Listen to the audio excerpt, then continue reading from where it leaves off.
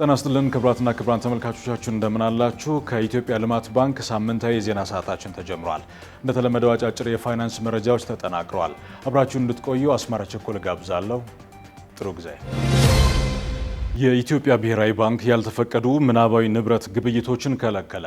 ምናባዊ ንብረት ማለት በአካል የማይገኝ በዲጂታል ቴክኖሎጂ አማራጭ ተመን ማውጣት፣ ግብይትና ዝውውር የሚፈጽምበት የገበያ አይነት ነው።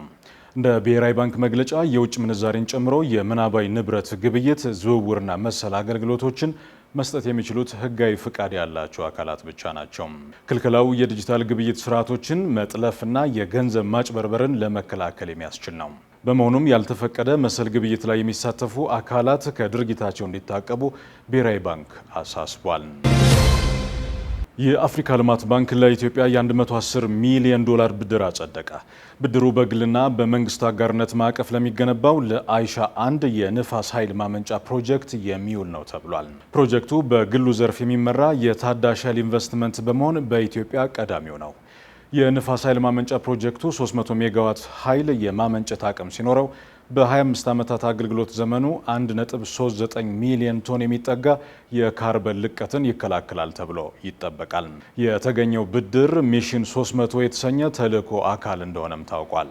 ሚሽን 300 ከሳህራ በታች የሚገኙ 300 ሚሊዮን ሰዎችን ከታዳሽ ኃይል የኤሌክትሪክ ኃይል ተጠቃሚ የሚያደርግ ውጥን ነው።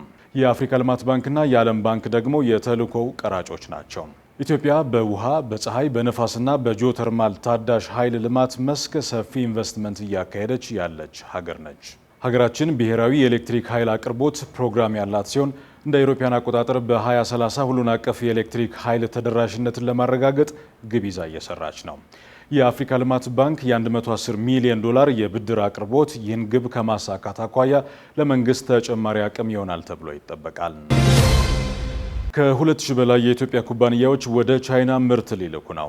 የኢትዮጵያ ግብርና ባለስልጣን እንዳስታወቀው ባለፉት 2 ዓመታት ብቻ ከ2600 በላይ ኩባንያዎች ወደ ቻይና ምርት ለመላክ ተመዝግበዋል።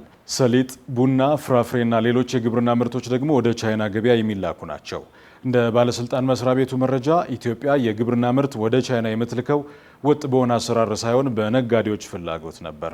የቻይና የአንድ ጊዜ የውጭ ንግድ ፍቃድ ለ5 ዓመታት እንደሚያገለግልም ተነግሯል። ይህም ከሌሎች ሀገራት አንጻር እጅግ ረዥም ጊዜና መልካም አጋጣሚ ነው።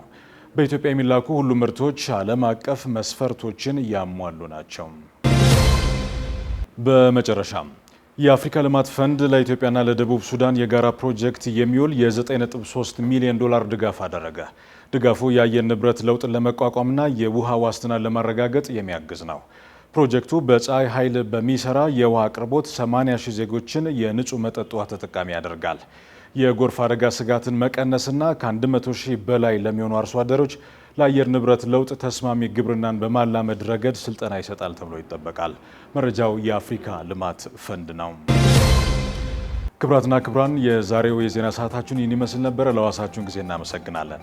የኢትዮጵያ ልማት ባንክ የዜና ሰዓትን ጨምሮ ሌሎች መረጃዎች እንዲደርሷችሁ የባንኩን ይፋዊ የማህበራዊ ትስስር ገጾች እንድትወዳጁና እንድታጋሩ ጋብዛለሁ። የሳምንት ሰው ይበለን።